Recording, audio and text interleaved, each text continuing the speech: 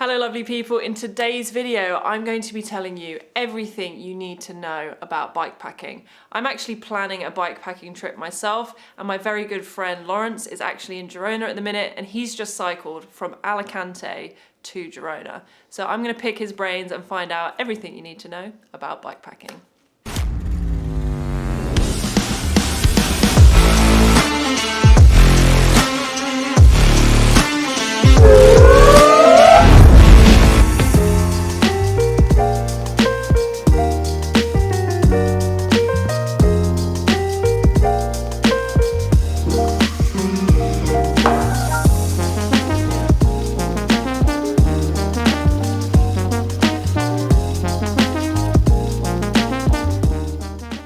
Obviously when it comes to bikepacking there's so many different things to consider. Where do you even get started when you're coming up with a trip idea? Exactly, so obviously the possibilities are endless, but for us and my trip that I just did, we rode from Alicante, as you said, up to Girona. So the reason we picked those two places was because firstly they both had airports at the start and finish, which makes logistics so much easier, and then also you want to make sure that within your A to B start and finish points there's somewhere to stay. Hotels like we did, or appropriate places for sleeping, maybe a camp within a reasonable distance of your start and your finish. As you're bikepacking, I would suggest having slightly less of a distance to what you would normally do, because your bike's so heavy. If other people were looking at doing a similar trip to you, for example like multi-day trips, like how fit are you going into it, and how do you change like the ride distance based on what you normally do riding with no stuff on your bike versus when you've got the bike packed up?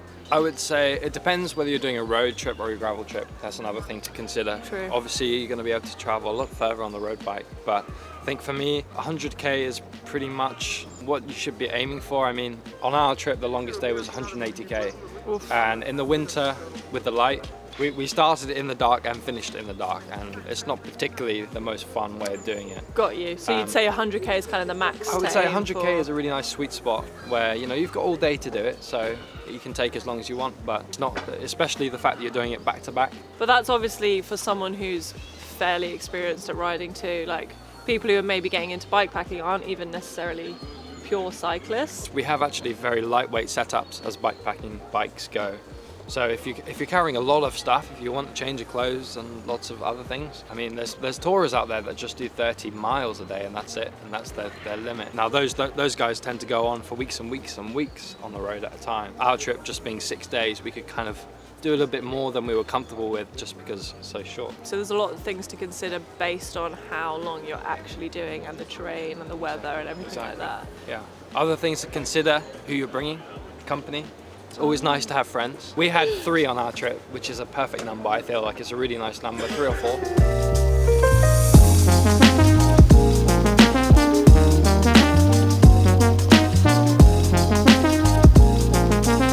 It'd be good for people watching this video, and also for me, like what are your top tips? The first one has to be make a route on Komoot, on Strava, whatever you use, and then use a GPS computer. The last thing you want to do is following your phone, getting your phone out every 500 meters to see which turn you're taking. Having a head unit is going to be so helpful and save you so much time. And also if you don't have phone signal, it will still work because it's GPS. Exactly. Another thing, I would say pack on the lighter side than the heavier side. If you're riding your bike all day, if it's going to be hilly, you're going to feel every kilogram. Really minimalistic, which is hard. At the start, it's really hard. You have to be so selective about what you use. So in terms of clothing, I wanted to ask, obviously you want to pack light, but what is the probably like most essential bit of kit that you bring with you? For me, this jacket is an absolute game changer, especially in the winter. You don't have space in your bikepacking kit to bring jumpers and hoodies and jackets. So something like this, it folds down really small. It's like a micro puff jacket. You can put it on for the descents in the evenings, whatever. Really useful bit of kit, and I would not go on any bikepacking trip without. Another thing as well, when you're bikepacking, I would say you're getting off and on your bike quite a lot. You're going to the shops, you're going, checking into your hotel. The last thing you want is your little speed play sliding all over the floor. I would say mountain biking shoes, gravel shoes. The shoes that have the platform so you can walk, or even some brands have normal shoes that happen to have an SBD cleat, Shimano, a few brands out there. Those are really good. Especially, the amount of snacks that I imagine I would need on a bikepacking trip. That's another point. That's snacks. a lot of snacks. Snacks. Yeah, snacks. You've got to eat and drink. You're riding so much. The last thing you want to do is bonk on a bikepacking trip. Just a note as well, if you don't know what bonking it is, it's basically when you just run out of glucose, run out of sugar, run out of energy from not eating whilst you're cycling, because that's something that's really important, not just for bikepacking, but for riding long distances anyway. You touched on your bike setup there. Have you actually got your bike with you? We should totally just go have a look at your bike and you can explain a bit more about it. I've got some cool stuff on there, so I want to show you. There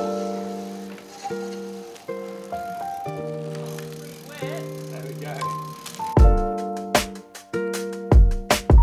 This is the Willia Rave SLR, which is actually a gravel bike, but I've put road wheels on there because this is a road adventure, specifically this one, and I use that just because there's a little bit more space in the triangle, a little bit more comfortable than the road bike. Obviously it's set up with the tail fin, which is the rear pannier system, which is amazing waterproof system, and allows me to also take my laptop, which is pretty crucial. Along with that, I've got ETAP group set, restrap, top tube bag, and a little additional bag back here for chargers and electronics. So what do you have in these bags? And this one is all my clothes, toothbrush, toothpaste, all the exciting stuff back here. What have you got, like 2 t-shirts? Yeah, like literally one set, just one set of everything. One set of that's everything? It. Yeah, genuinely that's it, yeah, not much stuff.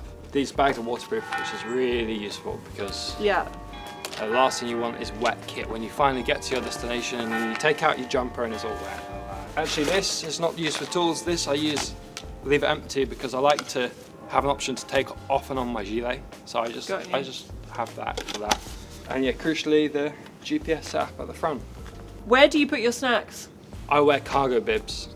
Got and they go in the legs. And they also, if you watch my videos, I always have stuff stuffed down my front. So like I ride with like croissants like in my front. So you're telling me you're riding 5 hours a day on one bottle? Yeah, I mean, the best thing about bikepacking is you can stop whenever you want. Right, so you're refilling. We make the stops. You know, we stop at a cafe, we refill. Yeah. But yeah, we did 2 8-hour rides back to back, and I just had 1 bottle. Wow. I don't drink enough. I'm bad. Yeah. You should drink more than me. Don't follow that advice. And is this like a mount you can buy, this laptop bag, or what? What's the story here? Good question. So this is a modified Thule laptop case that is specifically made to fit onto the hooks, which come as standard with the tail fin setup. So it's a really nice piece of kit, specifically for this trip, and also with the experience I have bikepacking. Every single bag that you put that is in the wind is going to slow you down dramatically. So for example, you can see I've got no bag at the front end. That just means that everything is pretty much behind me, and it just means that I'm saving a huge amount of watts. And also the fact that you're doing like day after day after day, like even if it's only a small difference, it's going to tire you out less, which means you're going to be able to be a bit less ruined at the end of your trip. Are there any other specific tweaks you've done for this trip to your bike?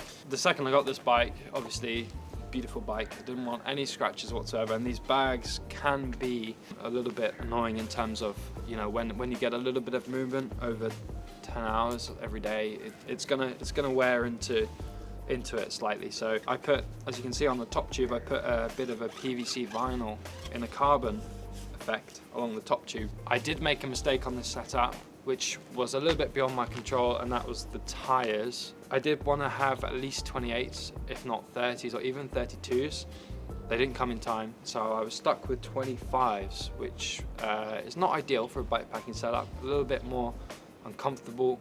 The more air generally, the more comfort you have. So I definitely, next time, widen my tires. Slightly wider tires. Yeah. Most people bikepack with pack, which attaches to the rear saddle and the seat post. And do you know what? When you get out the saddle, it's not the best feeling in the world. It sways. It takes a bit of time to get used to the extra weight. You're used to an 8 kg bike, whatever. You've doubled it or more.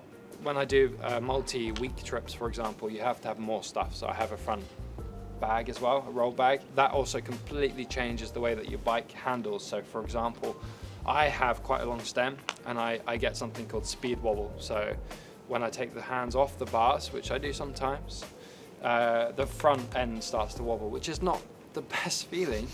It's a little bit scary. Yeah. So something that you have to be aware of is obviously when you are putting these bags on, your bike's going to feel very, very, very different. If you were to prioritize like bags, would you go like frame bag, then rear bag, then front bag? The rear one, I'd say, is the most important one. That's the biggest one where you can put the most stuff in. Got and you. that's the one that I start with. Then I would go with this one. It's just so easy. It's nice to have stuff you can access whilst riding. Yeah, the last one is going to be the front end just because it affects your aero capabilities a lot. Do you know roughly like how much this kind of setup would cost you? Ooh, you don't ask that question. I think the tail fin setup is about 400. It's the carbon one. You can get an aluminium one, which saves you a bit of cash. These bags, the restrap bags, are probably about 80 roughly per bag. Yeah. So you can get those. Those are really, really useful. The bike is about 8,000 euros. The head unit is about 300, 350. So yeah, we're looking at close to 10 for this setup. You said it was cheap, but Keira, you haven't told the viewers where you're going. Where are you off to? Oh, you're not sure yet? I was thinking, crazy idea, that I would let my viewers decide where I go. So comment below where you want me to ride to. Please, Europe. Yeah, no, it has to be in Europe. Because I think the first time I genuinely thought about bikepacking was when you and Harry rode from Morocco to London. Yeah. And you came through Girona. And we made that video together when I kind of joined you for a little bit. Keira jumped on Harry's bike. I jumped on Harry's bike. To be fair, Harry's bike was 40 kilograms. He had Yeah. cooking equipment. He had everything you could possibly imagine. So And he was on the road for 3 months, was it? yeah, 3 months. Yeah, he did thousands of kilometers. Yeah, so I'm not sure I want to do 3 months. I think the reason I'm drawn to it is just doing adventures on your own steam and that feeling of like you've gotten yourself there to wherever that is, and being able to properly take in your surroundings as you travel through somewhere is something you don't really get with other modes of transport. Yeah, there's nothing like the freedom of having all the stuff you need on your bike and just going wherever you want. It's amazing thing to be able to experience, and I love it. Bikepacking. It's great. Amazing. It's so good. Well, thank you so much for running me through your bike setup, your top tips. I feel a little bit wiser and definitely ready to take on my first bikepacking trip. If you have any comments or questions, leave them down below. I'll be sure to link Lawrence's channel if you want to check out bikepacking adventures, gravel racing, and lots of cool bike stuff. Head to the description, and that's it for today's video. Be sure to like and subscribe, keep risking it for a biscuit, and I'll see you in the next video. Lots of love. Boop.